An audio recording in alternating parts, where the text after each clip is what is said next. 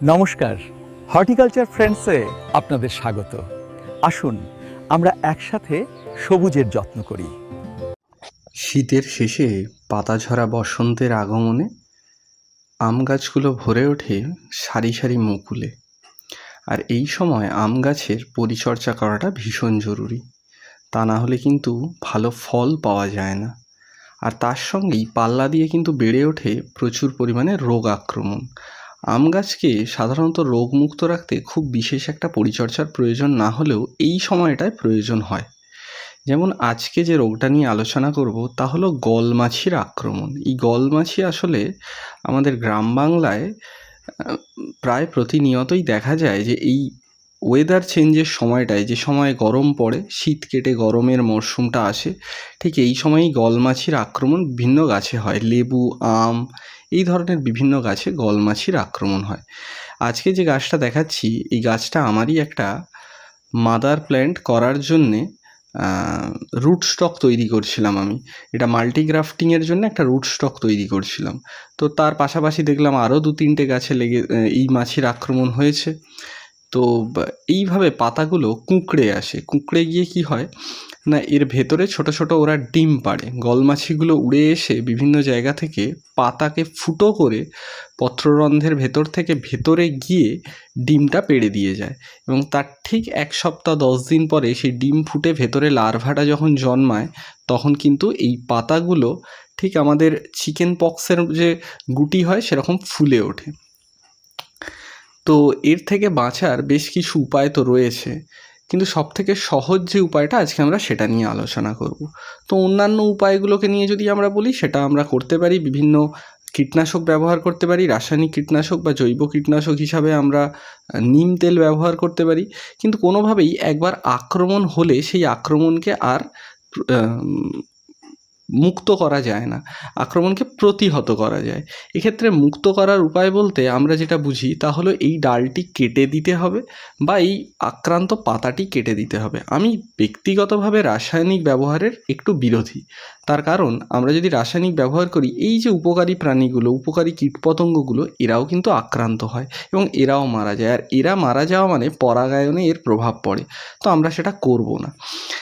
আমরা ব্যবহার করতে পারি, আমরা ভীষণ রকম যদি আক্রমণ হয় সেক্ষেত্রে আমরা ইমিডাক্লোরোপিড বা এই ধরনের কোনো কীটনাশক ব্যবহার করতে পারি। আমরা একতারা ব্যবহার করতে পারি, এমামেকটিন বেঞ্জয়েড গ্রুপের যে কোনো কীটনাশক ব্যবহার করতে পারি। এইগুলো হচ্ছে গলমাছির একটা ছবি।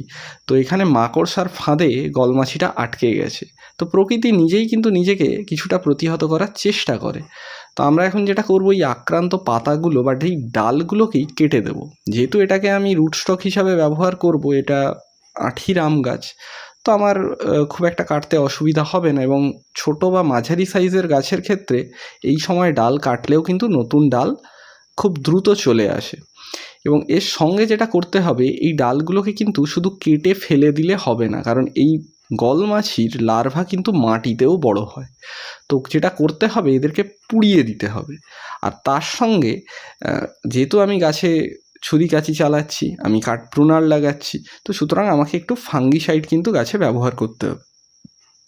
এছাড়া আমরা আরেকটা প্রিভেনশন এখানে নিতে পারি, সেটা হলো গাছের মাটিতে, গাছের গোড়ায়, যদি আমরা মাটির গাছ হয় সেক্ষেত্রে গোড়ায়, যদি টবের গাছ হয় সেক্ষেত্রে টবেতে অল্প পরিমাণে নিমখোল ব্যবহার করতে পারি আমরা। নিমখোল কিন্তু এই গলমাছি থেকে ভীষণভাবে আমাদেরকে রক্ষা করে।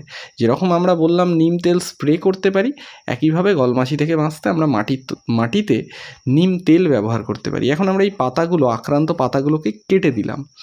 এখানে আমি ভিডিওটা করার সময়ই ভয়েস ওভার দিয়েছিলাম, কিন্তু সে সময় পাশে কিছু গান বাজনা বাজছিল, যে কারণে ভয়েসটা খুব একটা ভালো আসেনি। তাই পরবর্তী সময়ে আমি ভিডিওর ওপরে ভয়েস ওভার দিলাম। তো এবার এখানে আমরা কিছু শুকনো পাতা নিয়ে ওগুলোকে একসঙ্গে করে নিয়ে আমরা জ্বালিয়ে দেব। এতে করে কি হয়, ওর লার্ভাগুলো মারা যায় এবং নতুন করে গলমাছি যাতে না বসে তার জন্য তো আমরা নিম তেল একবার স্প্রে করেইছি, আরও একবার না হয় স্প্রে করে দেব 5 দিন থেকে 7 দিন পরে। এবং একবার স্প্রে করার 5 দিন বা 7 দিনের মধ্যে কিন্তু আমরা আর স্প্রে করব না। আর নিম তেল আপনারা যখনই ব্যবহার করবেন তখন একটা জিনিস অবশ্যই খেয়াল করবেন, সেটা হলো নিম তেলটা যেন জলের মধ্যে ভালো করে গোলে। কারণ অনেক ক্ষেত্রে দেখা যায় নিম তেল গুলছেই না, শুধু জলটাই গাছের গায়ে স্প্রে হচ্ছে, সেটা যেন না হয়। তো এরকমভাবে পুড়িয়ে দিলে কি হয়, লার্ভাগুলো মারা যায়। এবং যদি আপনাদের গাছে এরকম কখনো আক্রমণ হয়, সেক্ষেত্রে খুব ছোটোখাটোভাবে আপনারা যে কোনো রোগের ক্ষেত্রেই এই পদ্ধতিটি ব্যবহার করতে পারেন।